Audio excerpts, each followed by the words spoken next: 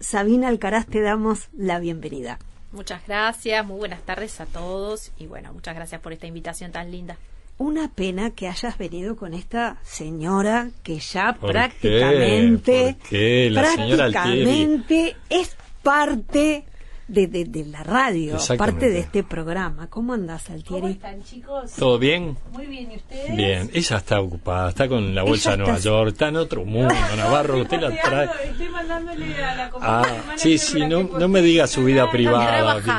Trabajando sin parar. Bueno, la idea es hablar de un poco lo que nos pasa hoy en día, qué le pasa a la gente, pero hablar de podcast, esta posibilidad que tenemos ahora de interactuar a través de las redes, de escuchar una y otra vez a la hora que uno quiera a alguien, un profesional que nos cuente un poco qué estamos sintiendo, qué es una terapia, para la gente que no puede ir.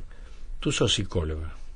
Así es. Ajá. ¿Y bueno, justamente como traías, esta herramienta del podcast me parece espectacular. Me parece que es una herramienta sumamente útil, privilegiada para llegar a todos, ¿no? A nivel masivo, a través de un clic. Y bueno, justamente para impartir conocimiento, para transmitir herramientas, sugerencias, recomendaciones, que es un poco el objetivo de este podcast, ¿no? De salud mental, donde lo he diagramado con una estructura en la cual al principio hablo de la temática, sea cual sea, hablo de los síntomas, si es un trastorno, para que el oyente pueda identificarse o no con eso que estoy relatando. Y después, al finalizar, siempre dejo recomendaciones. Bien. Dejo ejercicios prácticos, cosas para hacer en casa concretas, ¿no? Porque a veces la gente puede decir, bueno, sí, tengo esto, hace su listita, hace su checklist, ¿no? Y dice, ¿después qué hago con todo esto? Claro, ¿no? ¿qué Si hago no puedo con ir a esto? psicoterapia por un tema económico o no estoy afín a empezar un proceso porque no siempre es tu momento para una psicoterapia, más allá de que hoy día los tiempos de la psicoterapia son mucho más acotados y mucho más dirigidos al foco, ¿no? Sobre todo con las corrientes que manejo, que son cognitivo-conductual y EMDR. Pero bueno, tenés que estar también con una disponibilidad psicológica para eso.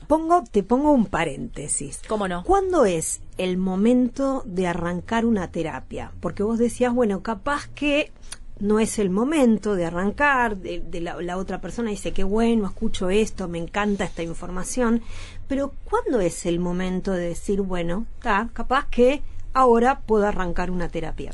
El momento es muy singular, es como muy de cada uno, claro, ¿no? Pero si tenemos que hablar de generalidades, bueno, es cuando estás identificando algo que no te está gustando, que querés modificar, que querés cambiar, ya sea una conducta, sea un hábito, sea algo de tu esencia, de tu personalidad, algo en relación a tu autoestima que de repente cambió, ¿no? Porque va variando. Entonces, tiene que haber un diagnóstico previo de cada uno donde digas, bueno, hay algo acá que me está haciendo ruido, que tal vez no tenés tan claro qué es, o en otras ocasiones sí vienen como con ese diagnóstico más digerido, más analizado, más elaborado, y dicen, bueno, mira, me sucede esto, me gustaría modificar esto, tengo problemas vinculares, tengo problemas de pareja, tengo problemas a nivel laboral, por ejemplo.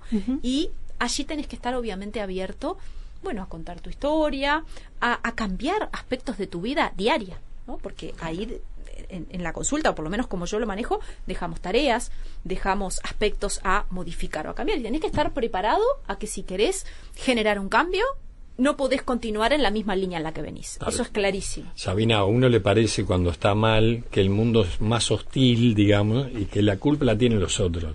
Yo sigo siendo el mismo, pero el mundo está contra mí. Creo que todos hemos sentido en algún momento esa sensación.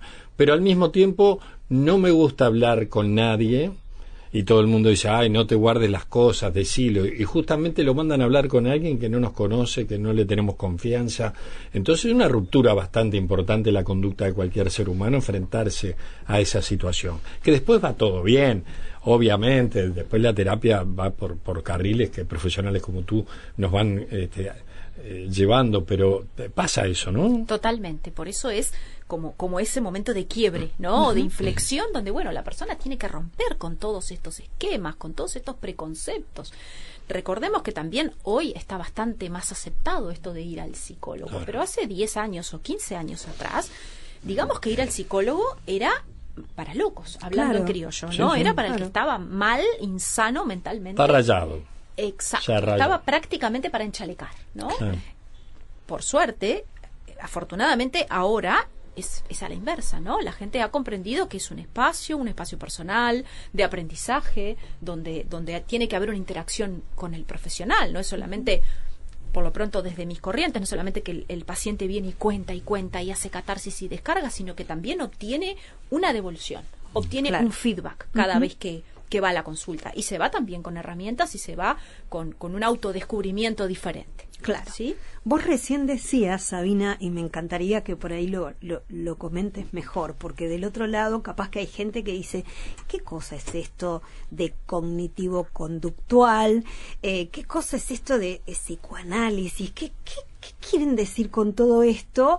Porque en el momento de hacer una elección a una terapia, capaz que esa información está buena tenerla por lo menos un poco clara para ver con quién te vas a encontrar y qué propuesta tiene. Exactamente, es básico que el paciente tenga esta información, Claro. que obviamente cuando llega a consulta no siempre la tiene.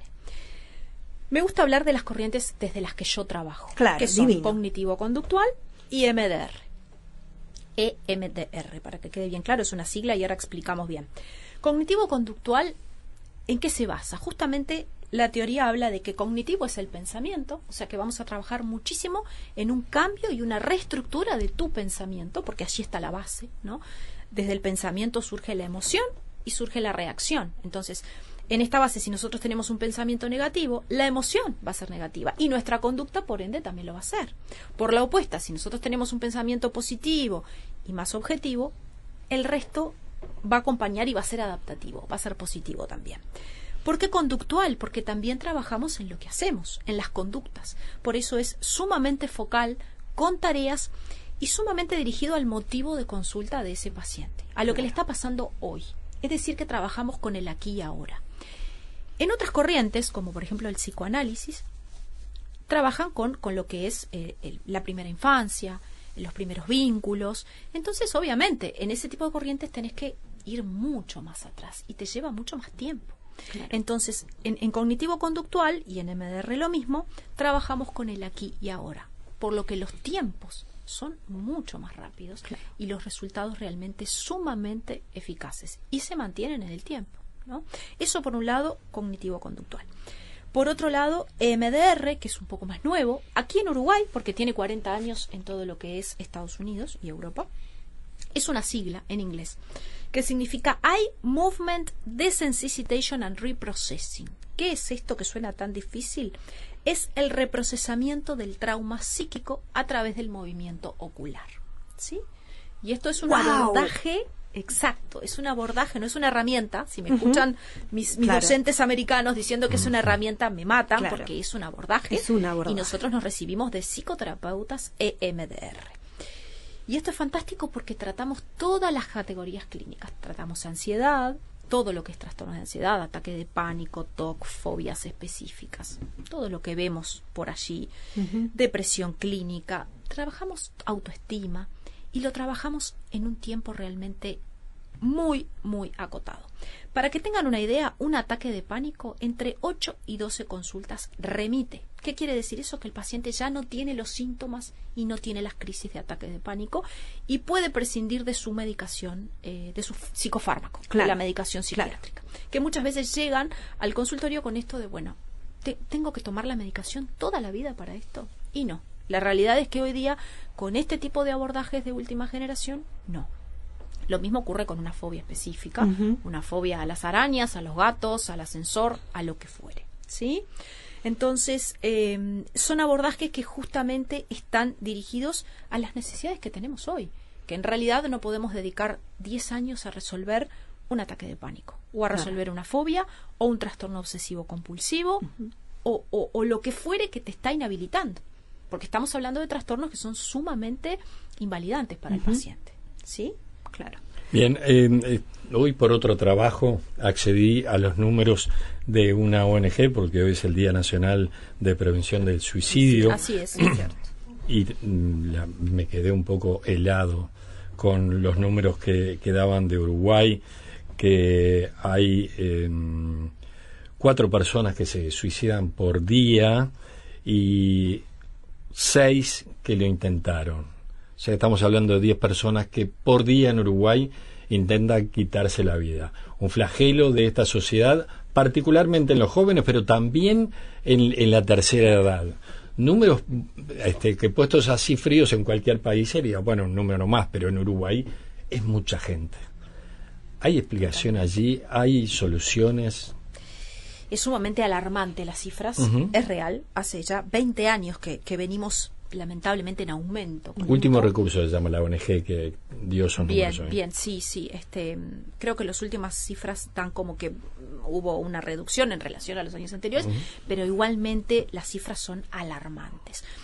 Como tú decías, poblaciones de riesgo siempre vamos a tener lo que es la adolescencia, por lo que implica, ¿no? Por estos cambios hormonales, estos cambios, bueno, que todos hemos vivido en algún sentido, pero que también en el contexto en el que estamos hoy, a nivel de la aceleración, de este tiempo vertiginoso que tenemos, también eso impacta, porque obviamente el ambiente y el contexto siempre nos van a influir a nivel psicológico. Entonces, como gran población de riesgo la adolescencia y también lo que es, digamos, la tercera edad, la vejez, ¿no? Donde la soledad y el contexto, como decíamos, tampoco es favorable a nivel social, ¿no? Entonces, por supuesto que siempre podemos hacer cosas. Ya con estar hablando, por ejemplo, hoy en un medio masivo de comunicación, estamos haciendo psicoeducación, como decimos nosotros técnicamente. Estamos diciendo, bueno, tenemos que estar alertas. Si hay alguien en nuestro entorno que está muy triste, que te manifiesta que se siente muy solo, que en algún momento te dijo, mirá, el hecho de quitarme la vida es una posibilidad para mí. ¿Cómo hay mucha gente que lo plantea desde ese lugar? Claro, ¿no? claro. O gente que te dice, mira, lo pienso a diario. Bueno, obviamente acudir a una emergencia y no dejar a esa persona como banalizando su relato. Claro. ¿No? En esto de que a veces popularmente se dice, bueno, el que lo anuncia no lo hace. Bueno, no es tan así. Cuidado con eso. Eso estamos hablando en la población en general. Ni que hablar cuando existe un trastorno psiquiátrico, como puede ser una bipolaridad, pueden ser trastornos de personalidad varios. Ni que hablar una depresión clínica mayor, ¿no? Un paciente que ha tenido reiterados episodios de depresión. Bueno, son candidatos a tomar este tipo de medidas, de decisiones, ¿no? Claro. Y qué divino, como vos decís, Sabina, poder decir la palabra suicidio y poder ponerla sobre la mesa, porque hace años atrás de pronto era como si lo decías, tal vez lo multiplicabas. Sí, en los medios de comunicación estaba como totalmente prohibido, ¿no? O sea, no te prohibían, decir, pero era una sugerencia. Claro. Todos decíamos, no hablemos de esto, claro, porque puede ser un disparador. Mirá vos. Sin embargo, poniendo la palabra ahí, es que uno puede modificar lo que en la palabra sucede, como vos decías, ¿no? Un poco la palabra, la acción.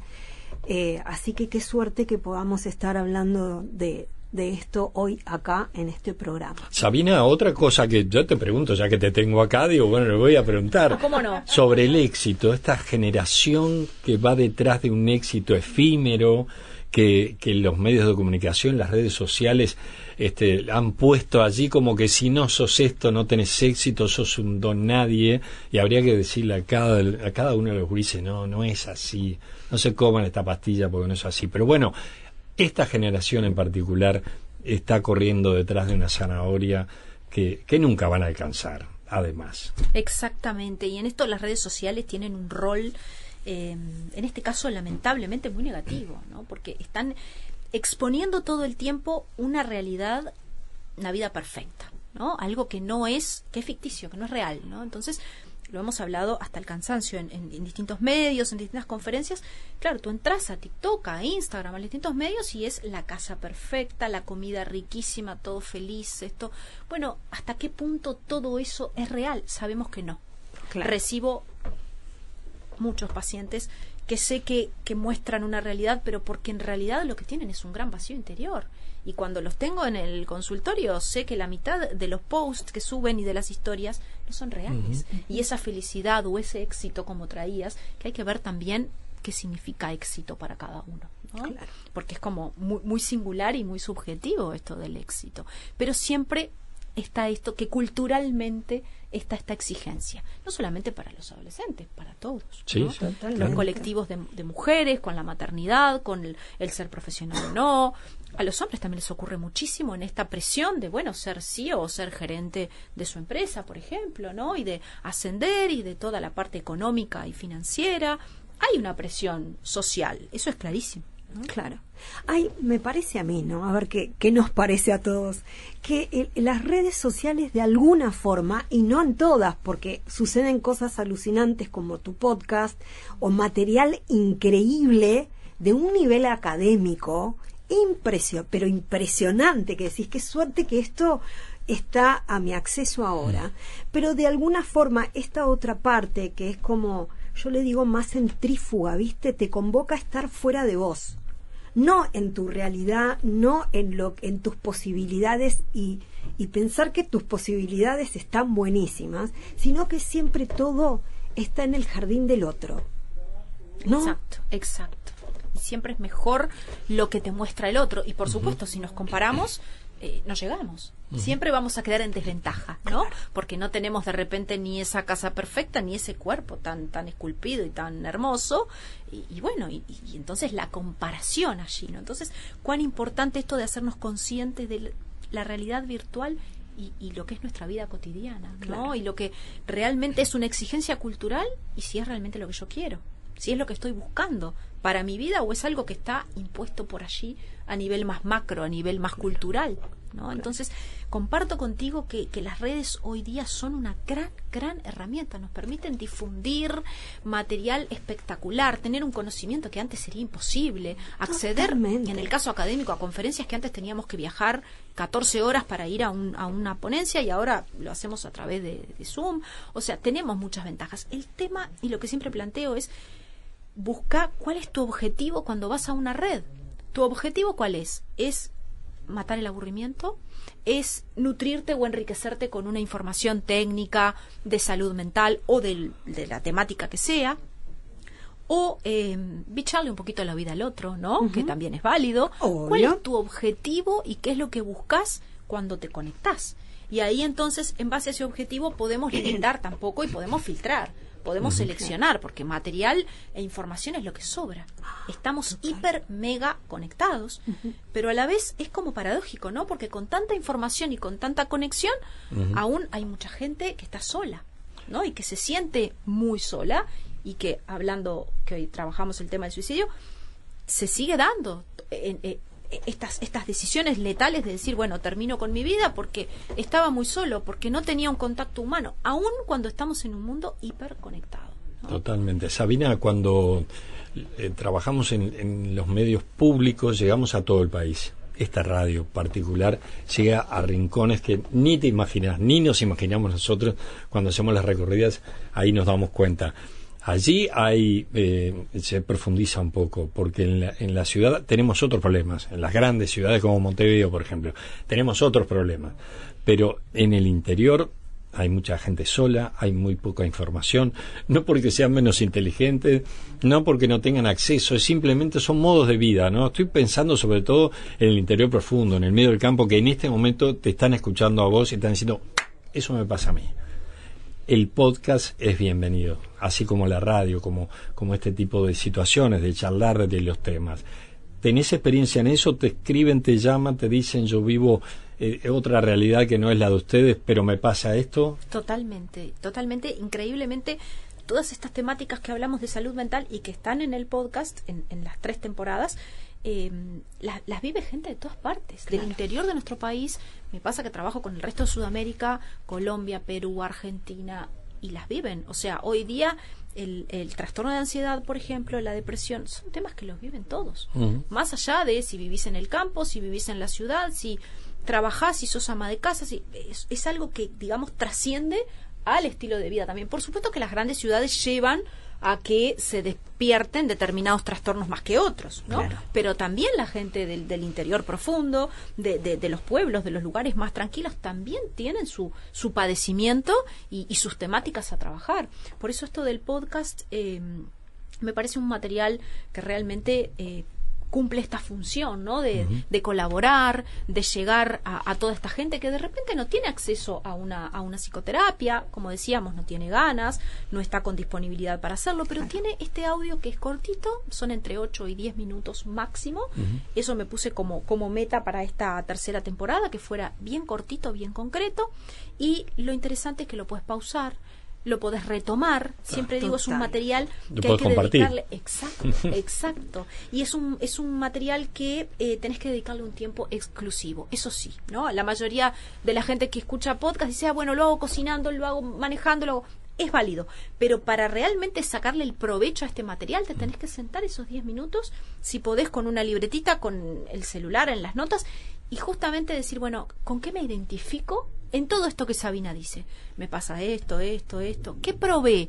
Probé esto y no me dio resultado. Esto no sabía que existía, lo voy a probar, ¿no? Entonces, y hay gente que me dice, ayer me decía una paciente, lo escuché 10 veces, a uno, por ejemplo, que es del miedo. Qué divino. Porque obviamente Claro. con mis pacientes lo utilizo como insumo también, ¿no? Claro. Para reforzar Claro, lo que claro, vimos, claro. para trabajarlo como insumo la consulta siguiente. Y esta paciente ayer me decía, 10 veces escuché el que habla del miedo. Y las 10 veces que lo escuché encontré cosas diferentes. Bien. Porque estaba en un momento distinto, porque yo estaba más receptiva, porque me habían pasado otras cosas y me identifiqué con eso que decías. Claro. Y ahí trae toda la listita, ¿no? Y ahí lo empezamos a trabajar. Entonces, bueno, por eso es un material y es un insumo que me gusta muchísimo. Sabina, ¿cómo nos gustaría hablar 7 horas con vos? Te digo la verdad, qué lindo sería poder como profundizar más y utilizar también este medio para que tanta otra gente que por ahí a veces no tiene el acceso al podcast, ¿no? Porque de golpe no tiene conexión, pero sí tiene la radio, poder llegar de todas las formas posibles que se nos presenten. ¿Cómo Para no? todos los que se conectan en todos lados en Spotify, por favor, seguí conscientemente. Este es el nombre del podcast de nuestra, ya así, apropiación se Claro, llama, sí, sí. nuestra psicóloga. ¿Cómo es? ¿Psicóloga terapeuta? ¿Cómo se Sí, en realidad cómo son sería dos correcto? profesiones diferentes. Ajá. Yo soy psicóloga clínica y aparte soy psicoterapeuta cognitivo-conductual y psicoterapeuta MDR. Son cosas distintas, son carreras diferentes. Todo eso lo pones cuando pasás por aduana, ¿no? Soy Pones psicóloga, psicoterapeuta. pones psicóloga. No, Bueno, no, todo eso no. bueno, te buscan en Spotify. Me encuentran en Spotify, me encuentran en Apple Podcast también, Bien. en mi canal de YouTube, que me encuentran como Sabina Alcarrás, en Instagram, que es @psic con P, como psicóloga, psic.sabinaalcarrás, en mi página web, que es www.sabinaalcarrás.com. Allí en la web van a encontrar también un blog, que allí tengo artículos también de Bien. salud mental para aquella persona que es más lector. Alcarrás con doble R Alcarrás y con con Z. Exacto, doble Ah. R y Z. Y bueno, como siempre les digo, nos sobran los medios para comunicarnos. Hoy me preguntabas, la gente interactúa mucho por todas estas vías. En Spotify, hace muy poco me di cuenta que la gente puede escribir, interactuar, Claro. y ponen comentarios, agradecen. O sea que bienvenidos sean todos los comentarios, las opiniones, las dudas, las consultas. Y también que quieran atendés hacer. gente, si quieren decir, Por Sabina. supuesto que tengo Bien. mi consultorio y atiendo allí. Bien. un rato Acá tenés largo. buen material, te digo, escuchás 2 programas acá, no se escuchás, ya tenés para 6 años más o menos, pero bueno. Sabina, un gusto escucharte, Divino. recibirte, gracias por tu tiempo, por venir, y ojalá toda la gente que tiene algún problema, y aunque no lo tenga, que sepa cómo llevar la vida de los otros. Estoy pensando cuando uno tiene hijos, por ejemplo, nietos, qué sé yo, o saber qué le pasa a la abuela. Bueno, es un buen medio para escuchar el podcast de Sabina Alcarrás, Alcarrás, con exactamente. doble R y con Z.